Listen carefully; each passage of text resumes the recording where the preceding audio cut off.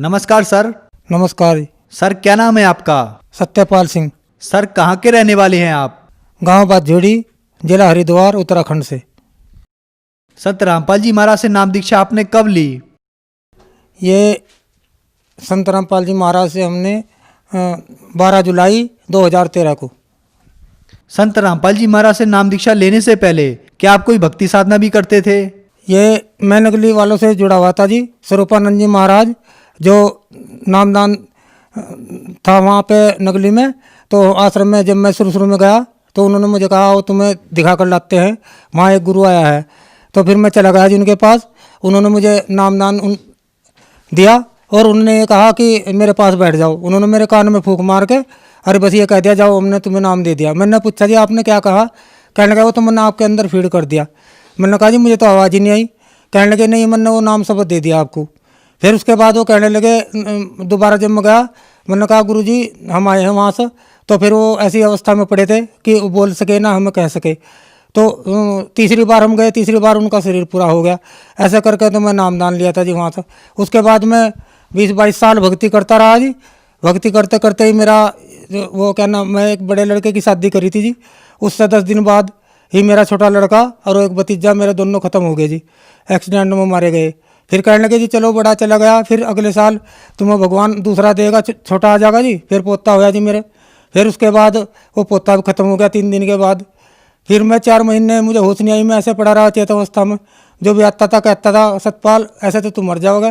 कहने लगे अब भी सोच ले कुछ दिमाग में, इसे बात को निकाल दे।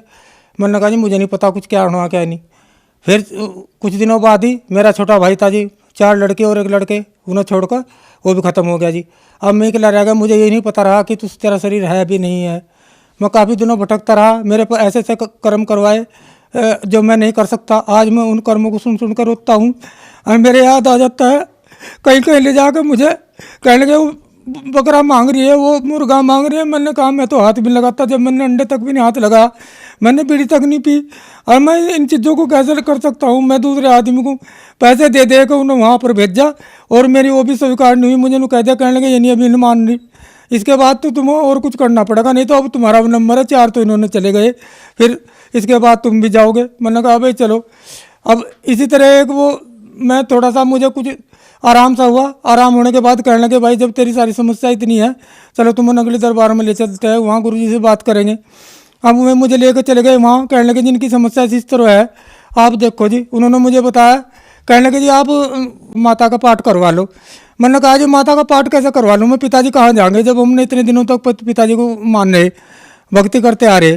तो उन्होंने कहा जी मुझे, कहने लगे वो कहना नहीं भाई ये तो करवाना पड़ेगा, देखो बिना इसके तो चलने का नहीं काम। मैं कहा जी कितना खर्चा आएगा? उन्होंने कहा जी 7,000 रुपये तो इसके पाठ के होंगे और 3,000 रुपये इनके होंगे जो 3 आदमी जाएंगे। मैंने कहा जी मैं तो 10,000 रुपये नहीं दे सकता, मेरे पास तो इतने है भी नहीं। फिर वो कहने लगे भाई फिर चल। मैं कहा जी आपकी तो थ्योरी कुछ और कह रही है जी, प्रैक्टिकल कुछ और है, आप ये बताते ही नहीं क्या कौन सी भक्ति है कौन सी नहीं। कहने लगे जी क्यों तुमने कहाँ देखी गलती? मैंने कहा गलती आप जो आरती गाते हो हरिओम जय श्री जगतारण, उसमें लास्ट में एक लाइन आती है भक्ति प्रभाव मिटी सकल धर्मदास की पीर, कोटि जन्म के पुण्य से सतगुरु मिले कबीर। मैंने कहा जी कबीर साहब कहाँ मिलेंगे? भाई जहाँ मिलेंगे वहाँ चला जाए, हमारे पास इतनी है। मैं कहा जी आपने महिमा तो ये लिख रखा। फिर मैंने कहा जी मैं तो इस डर के मरने जा रहा हूँ। मैं कहा जी कभी और को ज़्यादा हो जाए गड़बड़ कुछ। कहने लगे बस भाई अब चला जा तू जहाँ तुझे जाना चाहे जी। मैं तो एकदम इतना हैरान हो गया सुनकर। देता इन्होंने पूजवाया, सारे त्यौहार इन्होंने करवाए, सारे गंगा में नहा लो, वैष्णो देवी चले जाओ, फलाना चले जाओ जी, ऐसे ऐसे करवाए। और फिर मैं उसके बाद भी मुझे कोई फायदा नहीं हुआ। सर आपने बताया कि आप स्वरूपानंद जी से जुड़े हुए थे तथा उनकी भक्ति लेने के बाद आपको कोई लाभ नहीं हुआ, बल्कि आपके पूरे परिवार का सर्वनाश हो गया। आपकी आंखों के सामने आपकी बेटे की मौत हो गई, आपके माताजी, पिताजी, भतीजा और पोते की सबकी मौत हो गई। तो फिर संत रामपाल जी महाराज के बारे में जानकारी आपको कहाँ से मिली? वो साधना चैनल पे सत्संग चल रहा था जी। मैं भी एक पड़ोस के घर में बैठा हुआ था, मुझे तो उस बारे में पता भी नहीं था। वो अचानक इसने लगाया होगा। कहने लगे जी जिनके यहाँ वो सत्संग चल रहा था वो मथुरा वाले जो तुलसीदास जी हैं उनसे जुड़े हुए थे। तो कहने लगे हमारे गुरुजी तो यहाँ है नहीं, फिर वो क्या नाम देख लें कोई गुरुजी है सफ़ेद कपड़ों में है। मैंने कहा भी चलो देखेंगे। मैं बैठ गया जी उनका, मैंने पूरा सत्संग सुना और मेरी समझ में आ गया। अगले दिन मैं फिर जाकर बैठ गया।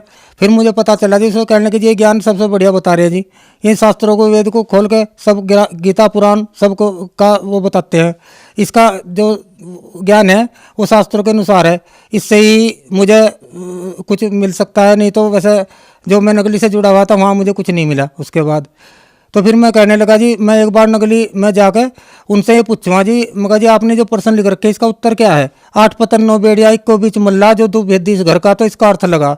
तो उन्होंने कहा, कहने लगे तुझे उत्तर का भी पता होगा। मैंने कहा जी आप मुझे ये बता दो, बच्चा स्कूल में जाता है तो टीचर से तो जरूर पूछता है प्रश्न, अगर उसको उत्तर का पता हो तो फिर पूछने क्यों आवे। उसने कहा बाहर बैठ जा तो वहाँ मैं 1 घंटे के बाद बताऊंगा जी। फिर वो बाहर बैठ गए जी। मैं जैसे आश्रम में से बाहर निकला तो वो सारे और भगत भी और गुरु जी जो उनसे वहाँ पे नगली दरबार में है तो बीड़ी पी रहे थे वो। मैंने कहा जी ये तो आप बहुत गलत कर रहे, आप एक विकार भी नहीं त्याग सकते, ऐसे ही आपके चिल्ले होगे और ऐसे ही आप होगे। तो फिर वो कहने लगे जी भाई जा तू अपना काम कर ले। मैंने कहा जी ठीक है कोई बात नहीं जी। फिर मैं वहाँ से घर आ गया जी। सुबह को जाते हैं उन्हें कहने लगे फिर उसका उत्तर तो हमें बता दे। फिर मैंने कहा जी उत्तर मैं ऐसे नहीं बताता। कहने लगे फिर मेरा फ़ोन नंबर ले ले, उस पर बता दिए, किसी के सामने ना कहिए जी। मैंने कहा फिर घर आकर मैंने उन्हें उत्तर तो बताया था वहीं जी। फिर मैं घर आ गया जी। फिर मैं ये ठान ली थी मन में, मैं तो अब नकली दरबार नहीं जाऊँगा, मैं तो संत रामपाल जी महाराज की शरण में जाऊँगा, चाहे मुझे किसी तरह भी मिले। फिर मैं भटकता रहा जी। फिर ये रुड़की के ही विजयपाल जी हैं, मैं इनसे संपर्क किया जी। इन्होंने बताया, कहने लगे हाँ मैं जुड़ा हूँ वहाँ से और तुम हमारे साथ चलना। 12 जुलाई को ये मुझे अपनी साथ लेकर गए। एकदम पहले जाते मैंने नामदान लिया जी। नामदान लेने के बाद फिर मैं बैठ गया, मैंने 3 दिन का सत्संग सुना जी। सत्संग सुनने के बाद मुझे इतना ज्ञान हुआ जी, इतना ज्ञान हुआ, मैंने आज तक वो 22 साल में ज्ञान नहीं सुना जी जितना मैंने वो 3 दिन में ज्ञान सुना। फिर मैं घर आ गया। सर आपने बताया कि फिर आप संत रामपाल जी महाराज से नाम दीक्षा लेकर आए, तो नाम दीक्षा लेने के बाद क्या आपको कोई लाभ भी प्राप्त हुए? क्योंकि पहले आप जब नकली गुरु से जुड़े हुए थे तो आपका पूरा सर्वनाश हो चुका था। उसके बाद सर मुझे लाभ तो देखो लाभ ही लाभ मिले मुझे तो बाद में। उसके मैं ऐसा हुआ खेत में जाकर मैं एक गड्ढे में गिर गया 8-9 फुट के गहरे में, तो मेरे कहीं मतलब चोट तक नहीं आई इसमें। वो मैं गाड़ी पे उठकर लड़का मुझे उठाने गया, फिर मैं गाड़ी पे बैठ कर आ गया जी। वो कहने लगे भाई चलो तुम्हारा एक्सरे करवाते हैं, तो उसमें हड्डी टूटी नहीं आई जी। मैं जबकि काफ़ी वजन था उसमें, साइकिल भी मेरे ऊपर गिरी।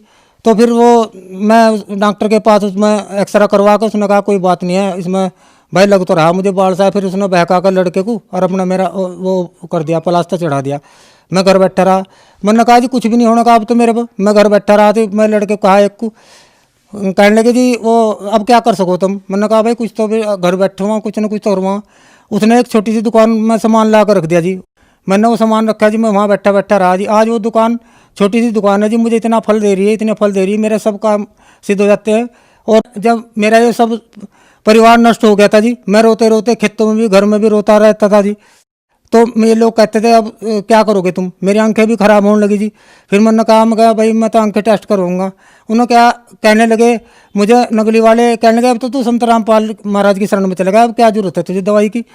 देखो जी अब मेरी उम्र 60-61 साल होगी जी, मैं संत रामपाल जी महाराज की शरण में ही कह रहा है सच्चे मन से। अब मैंने कोई दवाई भी इस्तेमाल नहीं करी, मेरी आंखें अब तक सही है, चाहे मेरे पास जहाँ तक का पढ़वा लो। मैंने 1 पैसे की भी दवाई नहीं ली। और सब कहते थे इस बात को, कहने लगे भाई अब तो तू तेरी तो शक्ल भी बहुत बदल गई, पहले तो तू बहुत होता, अब तो अच्छा शरीर में भी ठीक हो रहा। ये सब मालिक की कृपा है संत रामपाल जी महाराज की।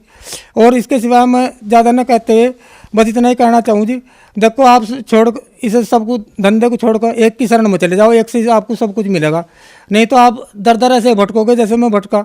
मेरे जैसे दुखी तो पता नहीं कितने होंगे जी, कितने फिरेंगे जी। अब उन्हें भी थोड़ा सा सोच लेना चाहिए। कहने लगे भाई देखो ये जो साधना कर रहे हो इनकी साधना से इन्हें कितने सुख मिले हैं। अब भगतमती भी 4 महीने के बाद कहने लगी जी हमारी, मैं भी संत रामपाल जी महाराज की शरण में जाऊंगी। तो 4 महीने बाद हमारी जो भगतमती है उसने भी नाम ले लिया जी संत रामपाल जी से।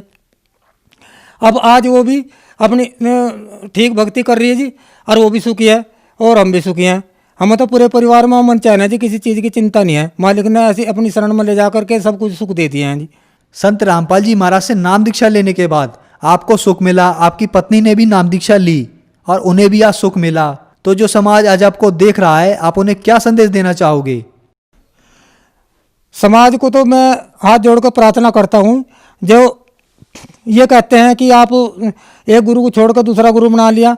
दत्तात्रेय ने 24 गुरु बनाए थे, जब उसको भी शांति मिली तो 25वां जो कबीर साहब को गुरु बनाया तो तब जाकर उसे शांति मिली। अब मैं भी इसलिए कहता हूँ कि देखो गुरु तो गुरु इतना लग, हम डॉक्टर के पास जाते हैं और हमारी दवाई हमारा इलाज सही ना करे और दवाई सही ना देवे तो डॉक्टर तो वही जो एक बार दवाई देगा तो उनको कहता कहना कि दोबारा आने की जरूरत नहीं है। तो फिर अब ये बार बार आप अपने मन में अपने आप ही सोच लो कि आपको किससे फ़ायदा हो सकता है, किससे नहीं हो सकता फ़ायदा। जब आप ये नहीं जानते, ये तो आपके पूरे जन्म की बैटरी चार्ज है जो आप सुख ले रहे हो, नहीं तो इसके बाद आपकी ऐसे ही डिस्चार्ज हो जाएगी जैसे मेरी होगी, और फिर सारी सुविधा खत्म होगी बिल्कुल उसके बाद। तो मैं बार बार हाथ जोड़कर आपसे यही प्रार्थना करना चाहता हूँ कि संत रामपाल जी महाराज की शरण में आ जाओ और अपने जो विकार है ये अंदर जो उनसे इन सब से छुटकारा पा लो और मोक्ष प्राप्त करो। संत रामपाल जी महाराज की शरण में आने के लिए क्या करना होगा? संत रामपाल जी महाराज की शरण में आने के लिए आप ये जो कई चैनल पर प्रोग्राम आता है इनका, शाम को चैनल पर भी आता है, तो आप देखना खोलकर पूरा सत्संग सुनना, और सत्संग सुनने के बाद ही आपको विश्वास हो जाएगा कि ये कौन सा ज्ञान बता रहे हैं।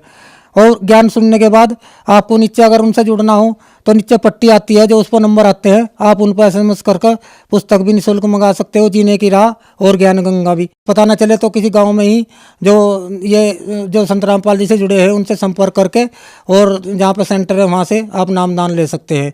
ये तो जगह जगह नाम स्थल खुले हुए हैं सब जिलों में, और सभी भक्तों को नाम वहीं पर दिया जा रहा है अब। धन्यवाद सर। सत साई।